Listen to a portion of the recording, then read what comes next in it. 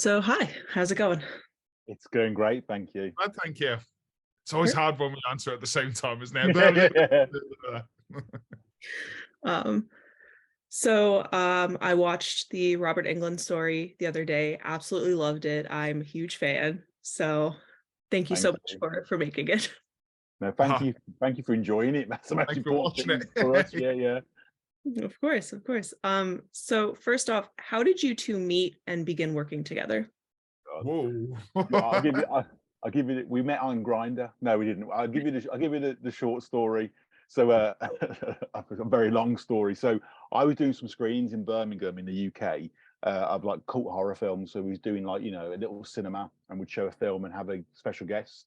And the chap behind me over there somewhere, Don Cowper from Return of the Living Dead, was a very close friend of ours, and he came over to the UK to do a screen of Return of the Living Dead, and it was a Q&A after, and Chris came along to that Q&A, and I didn't know Chris at all, and I think halfway through we had an interval where we had some refreshments and stuff like that, and Chris approached me quite cheekily to let me know that he was leaving early because he was getting a train back to where he lived outside of Birmingham, and he really would like to meet Don, and obviously he wasn't going to be able to do the kind of autographs at the end and whatnot.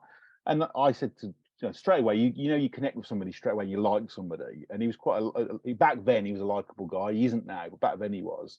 He was a lot younger, so he. I said, yeah, no problem. So I brought him backstage to meet Dom, and then we kind of connected on Facebook as you do, and became friends. And I had Chris come over and do a screening of Manhunter with Brian Cox, and Chris interviewed him on stage.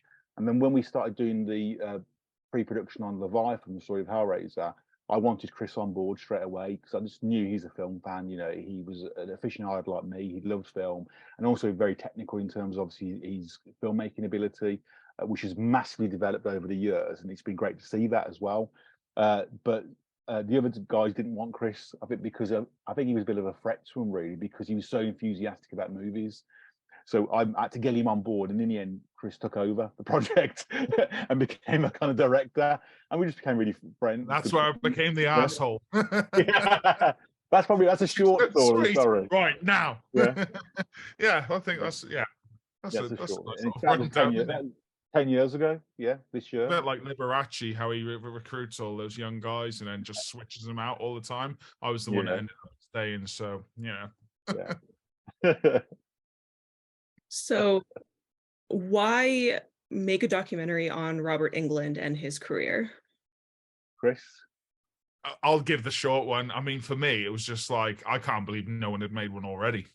Kane Yeah. Hodder's had one as Jason from Friday the 13th, and yet the last living horror icon, without blowing too much smoke up, his backside, hadn't had one done. I was absolutely dumbfounded that he's probably, when, as most of us watching these films as kids, when we shouldn't have been, but all these horror films and everything, he's probably the first person you would identify with as the actor and the character, because he is Freddy Krueger and Freddy Krueger's him. He shines through that makeup, and that's not putting down all the other horror icons who are out there still today, but he is just the poster boy as far as I'm concerned for horror. So I was just dumbfounded, but I'll let Gary kind of elaborate a bit more, because he is the fanboy here, the big fanboy, like dangerously. So Yeah, go on, I Gary. mean, yeah, for me, it's probably the same as Chris. It was amazing nobody had done it.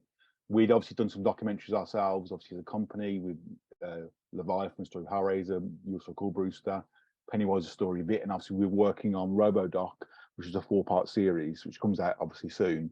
And it was like we wanted to do something different. We wanted to do like a biography, because it's great doing documentaries about films, but it's also very limited because it's a very standard format, and your audience is kind of limited as well, because if you're not a fan of Fright Night, you might not go and watch a documentary about Fright Night, but we're massive fans of it. So for us, it's a labour of love. So we wanted to do something about Robert, and I think Trish said when we were discussing it, I wanted to work with Robert for a long time, and obviously we couldn't do Nightmare on Elm Street because Never Sleep Again had been done so brilliantly by our friend Mikey Perez. So we I just approached Robert and obviously Nancy, and basically said we wanted to do a project where Freddie was important, but Freddie wasn't the be all and end all. It was about his whole career and really celebrating and showcasing a man behind the glove. and where he came from and where he is now and how he's become in the plethora of Vincent Price and Christopher Lee and Peter Cushing. He's there very much with those people. So that was kind of our kind of mantra from day one, and that's kind of why we did it. Great. I'm glad you did. So I am now. I wasn't a year ago when we were stressing over the edit, but I'm very glad now. So being such huge fans of his, what was it like actually getting to meet him and then work with him? It was really surreal for me because I spoke to Nancy obviously via that email, and it was quite a long email about obviously how much I loved Robert's work and as a child and whatnot, and I'd grown up with him. And then she said, she responded and said, Robert would like to talk to you, on Sunday evening. And that Sunday evening, the phone rang and it was Robert. And it was really weird because, when you get really nervous, and I've had it before, before I met Don, and you don't know what to say. You don't want to sound like an idiot. You don't want to start mumbling and stumbling on your words. But because he's so kind of easy to talk to, and there's no ego at all, it was a natural conversation straight away. It was really straight. It's like he knew you for a long time. And I think because obviously he'd done his research on us as filmmakers, he got straight into the conversation about, yeah, I've seen your stuff. It's great. What are we gonna do this? Let's talk about this. What films, what's your kind of concept for this project? So I didn't have time to be nervous during the conversation. And then he invited me to dinner in London then about 3 months later. And that was a bit nerve wracking. And again, it was like straight away, big hug, sit down, chatting about film. We even talked about the project for about an hour. So it was kind of strange, it was definitely one of those when you meet your heroes, and actually it worked out brilliantly. He was the person you expect him to be. And I think, Chris met him quite into the project, didn't you, Chris, as well? Yeah, I wasn't as heavily involved in this project at the very start because I've been nursing RoboDoc and Pennywise and all the other stuff we've got still to come out in the back catalogue over the years. So it was about halfway through, but I like being there for the interviews. So I didn't want to rain on Gary's parade with this project because I knew how important it was to him. But obviously I'm a fan of Robert's as well. I don't think as a horror fan you can't be a fan of his work. We did 4 interviews with him from the end of summer 2019, with a bit of a hiatus obviously in 2020 and 2021, right through to October 2022 we did the last one. So I only met him for the one interview, whereas Gary and the other guys all had their relationships. And I'm like, oh, it's just me. Billy nominates the 5th wheel. And then I think for me it was at the festival Sitges in October, where I had subsequently done the same as I'd done on Hellraiser, worked my way up the ranks to, no, I'm going to direct this now. Gary let me, and the editing. And I thought, oh, it's going to be weird. Like, Gary's got that relationship. He's only met me once. And then I was at the bar the first night of the festival. Gary hadn't arrived at this point, and he knew who I was straight away. It was just like, oh, he knows me. He knows me now. So that was like what's getting. I think hopefully it shows in the documentary. We certainly did do some directing at points, but it really is just a reflection of who he is. He's so natural. He's so comfortable. He's such a raconteur. He can just talk and talk and talk. And so why wouldn't you want to cover that, I suppose, is another thing in retrospect now to look at. It's like, this is why you're always on camera. But I think it's just nice we've been able to sort of showcase the man himself, what probably traditionally most people see at conventions or Q&A screenings and everything. So yeah, he is. Yeah, I'm a fanboy. I love it.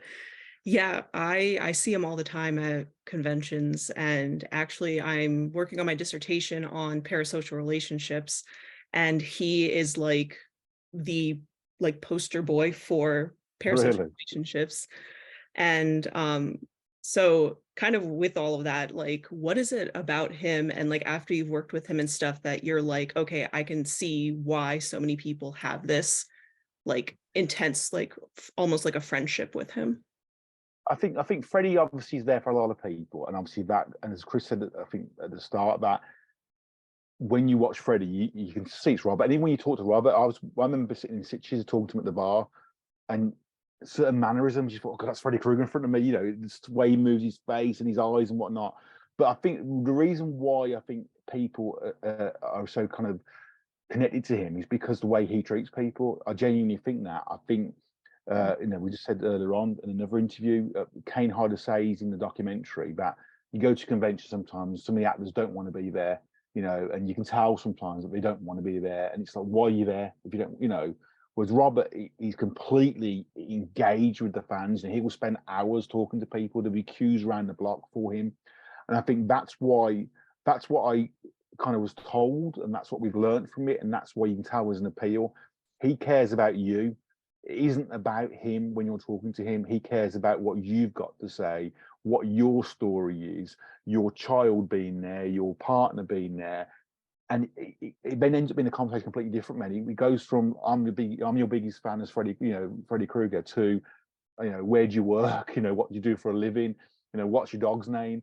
And I think that's what Robert's very engaging with. He's actually very good at getting friendly with people very instantly. And it's so strange when you think about the character he played, and we do cover it in the doc. This is a child molester, really. Freddy Krueger is, we've covered that. It's a very evil character. Yet, how can that character be so popular after all these years with action figures and T-shirts? That's Robert. 100% it's Robert. It's not the writing.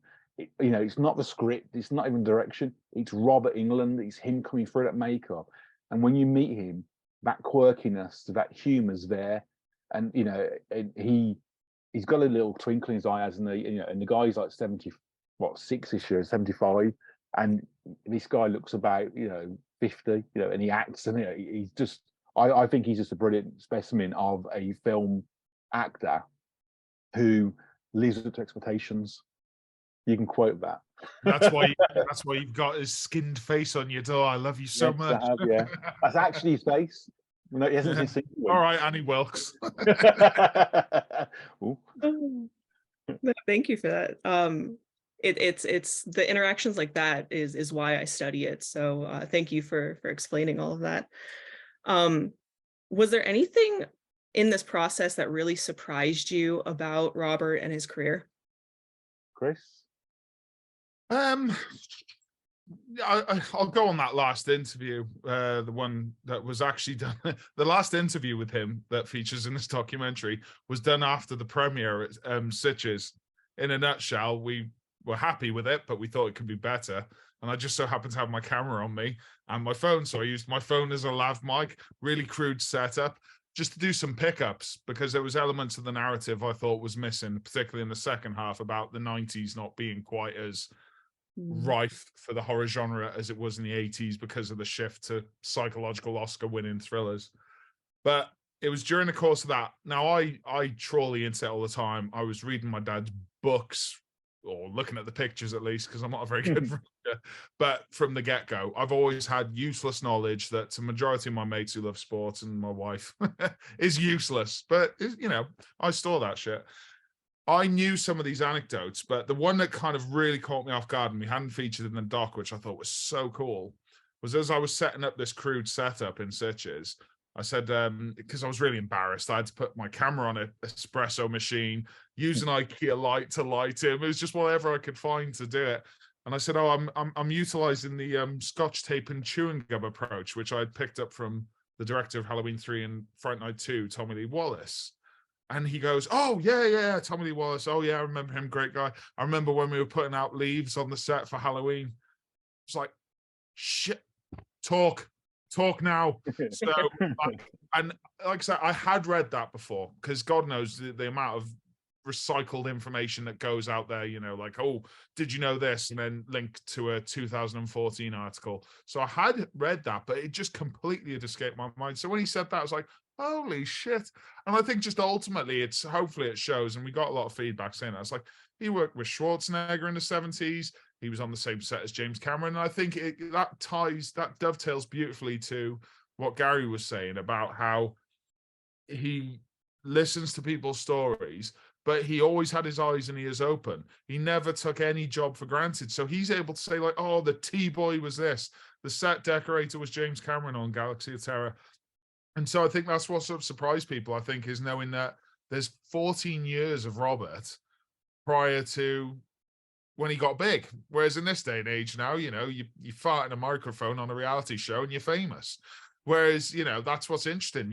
That was a day that's why I appreciate old stuff, music and God as well, because you get to watch the journey of someone make it to that place, you know, and it's rightfully earned. So I think that's like sort of the anecdotes we picked up in the 70s in particular were like, yeah, that's stuff that not just horror fans or Nightmare on Elm Street fans will appreciate, but hopefully everyone who likes films. Oh, for sure, for sure. All right. I got the wrap-up signal, so unfortunately, I can't ask any more questions, but I'm sure I could talk to you guys for hours about this. I I loved feel it. sorry for you if you want to stay with us for any longer. God. But thank you so much for making the No, thank documentary. you. And I'm looking forward to your up and coming ones. Thank you. Thanks Really very much. appreciate it. Thank Good luck you. with the dissertation. Yeah, good luck. Cheers. Make sure you quit me.